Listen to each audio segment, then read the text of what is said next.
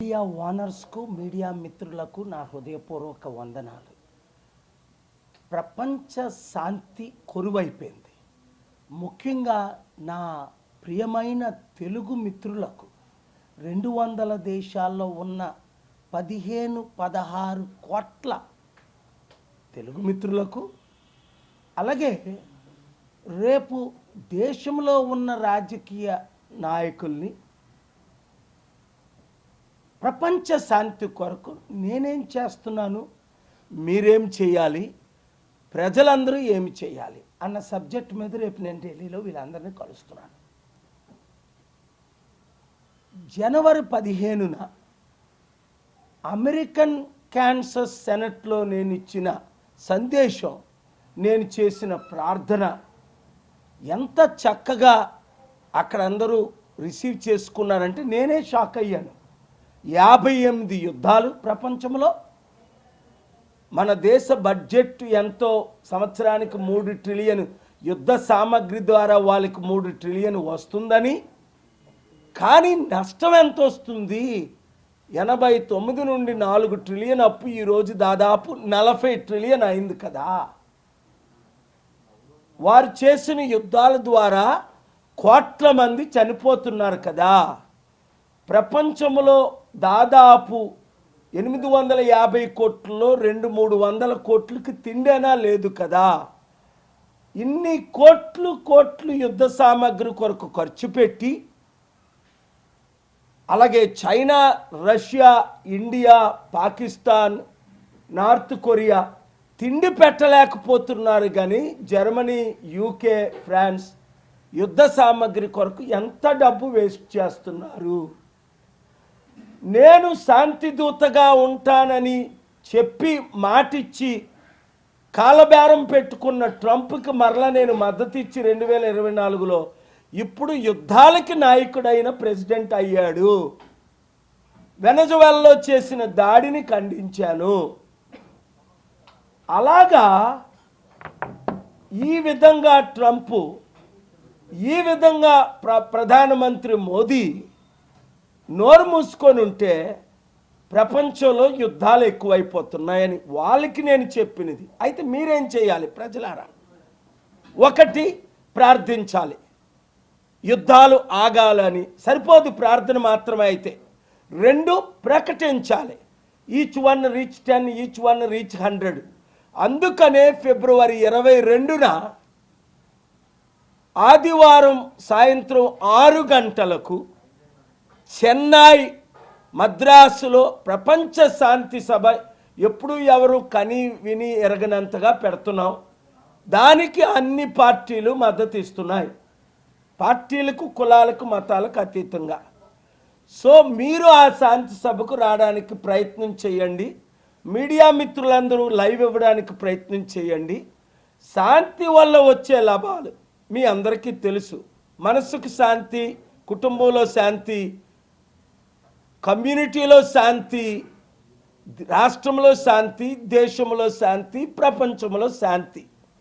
నష్టాలేంటి? కోట్ల మంది చనిపోతున్నారు, కోట్ల మందికి తిండి లేదు, కోట్ల మందికి ఇల్లు లేవు, డబ్బంతా యుద్ధానికి ఖర్చు పెట్టేస్తున్నారు. మాట్లాడిన Mahatma Gandhi, Mother Teresa, Nelson Mandela, King Hussein, Martin Luther కింగులు లేరు. ప్రధానమంత్రి మన్మోహన్ సింగ్ గారు మౌన ప్రధానమంత్రి అని, ఈయన ఎప్పుడు మౌనంగా ఉంటున్నారు 12 సంవత్సరాలు. మన దేశం తప్ప ప్రపంచంలో శాంతిని ప్రకటించే దేశం ఇంకొకటి లేదు. ఎందుకంటే మనం శాంతి కోరుకునేవారు. అలాంటి శాంతి దేశాన్ని సర్వనాశనం చేస్తున్నారు ఇప్పుడున్న రాజకీయ నాయకులు. ఇవాళ పొలిటికల్ మీటింగ్ కాదు కనుక వారి గురించి నేను మాట్లాడను. శాంతి కొరకే మీరేం చేయాలి?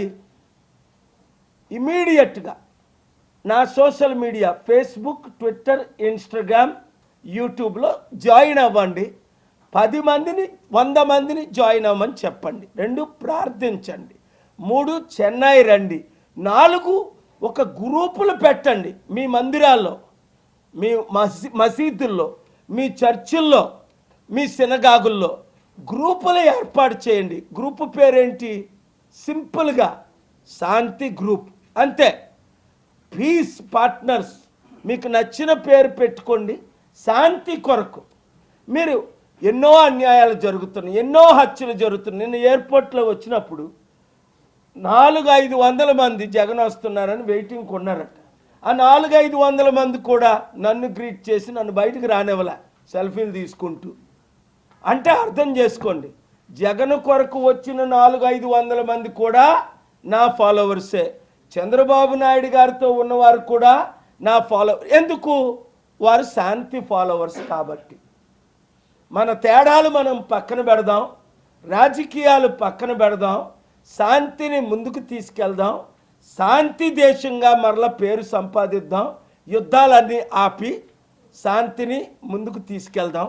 దాని కొరకు మీడియా మిత్రులందరూ, నేను అక్కడ ప్రసంగం చేసింది, ప్రార్థన చేసింది, ఇంకా అన్ని వీడియోలు రిలీజ్ చేయలేదు. చేస్తే బ్రేకింగ్ న్యూస్లు అయిపోతాయి, నాకు మోదీ గారికి యుద్ధం జరుగుతుంది.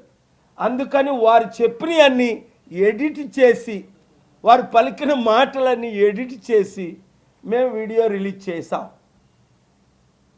చేయకపోతే నేనేం చేస్తున్నానో ఎవరికి తెలియదు. ఇప్పటికే 199 మీటింగులు నేను మీడియా ముందుకు రావట్లేదు, అన్నీ సీక్రెట్గా. ఎవరిని కలుస్తున్నాం, ఏం చేస్తున్నాం, ఎందుకు అంటే మీడియాలో మీరు చిత్తశుద్ధితో ప్రకటించిన దాన్ని రాజకీయ నాయకులు కుట్రతో నన్ను ఆపుతున్నారు. నా ఏరోప్లేన్లు మూసేశారు, నా 14 అకౌంట్లు మూసేశారు. అరే బాబు, ఈయన ఫేమస్ అయిపోతున్నాడని. తప్పేముంది? శాంతి కొరకు శాంతి ప్రకటించి మంచి చెప్తుంటే ఒకరినొకరు చంపుకోండి, యుద్ధ సామగ్రులు చెయ్యండి, యుద్ధాలు చెయ్యండి. మీకులాగా హిందూ ముస్లింల మధ్య, హిందూ క్రిస్టియన్ల మధ్య చిచ్చులు పెట్టడం లేదు కదా. లడ్డూ వివాదాన్ని నేను తీసుకురావట్లేదు కదా. అందరూ శాంతిగా ఉండండి. హిందువులు, ముస్లింలు, మహమ్మదీలు, క్రైస్తవులు, బుద్ధిస్టులు జూన్ 21న లీడర్స్, 7 మతాల నాయకులు జూన్ 21ని ఢిల్లీ నా శాంతి సదస్సుకి ఎందుకు వచ్చారు? నేను శాంతినే ప్రకటిస్తున్నాను. అనాథుల్ని, వితంతుల్ని, నిరుద్యోగుల్ని, బీద ప్రజలను ఆదుకుంటున్నాను. మీరు కూడా అదే చేయమని కోరుకుంటున్నాను. Thank you very much. God bless you. ఫిబ్రవరి 22వ తారీఖు ఆదివారం సాయంత్రం 6 గంటలకు 200 దేశాల్లో 200 కోట్ల మంది ఈ శాంతి సభకు జాయిన్ అవుతారు. మన తెలుగు రాష్ట్రాల్లో ఉన్న 10 కోట్ల మంది, ఇతర రాష్ట్రాల్లో 200 దేశాల్లో ఉన్న తెలుగు ప్రజలు ఇంకొక 5 కోట్ల మంది, 15 కోట్ల మందిని, ఈచ్ వన్ రీచ్ 10. ప్రతి ఒక్కరూ 10 మందికి నాన్ తెలుగుకి రీచ్ అవ్వండి. నా సోషల్ మీడియా ట్విట్టర్, ఇన్స్టాగ్రామ్, యూట్యూబ్లో జాయిన్ అయితే మీరు లైవ్లో జాయిన్ అవుతారు. ఇతరులకు జాయిన్ అవ్వమని 10 మందికి, 100 మందికి చెప్పండి. తద్వారా మన తెలుగు రాష్ట్రాల్లో అభివృద్ధి, దేశంలో అభివృద్ధి, ప్రపంచానికి మన దేశం శాంతి దేశంగా మరలా మరొకసారి. ఎందుకంటే ఇప్పుడు ఇంటర్నేషనల్ మీడియా అంతా హిందూ ముస్లిం, హిందూ క్రిస్టియన్, మణిపూర్లో లక్షల మందికి జరిగిన అన్యాయం ఇవే మాట్లాడుతూ మన దేశానికి క్రైస్తవులు కానీ, మహమ్మదీలు కానీ, ఇతర దేశాల్లో ఉన్న వాళ్ళందరూ క్రైస్తవులు, మహమ్మదీలే కనుక ఏ ఒక్కరు ఇన్వెస్ట్మెంట్ చేయకుండా మన దేశాన్ని సర్వనాశనం చేసేస్తున్నారు. అందుకని ఈ శాంతి సభ ద్వారా రాష్ట్రానికి, దేశానికి అభివృద్ధి, మంచి పేరు.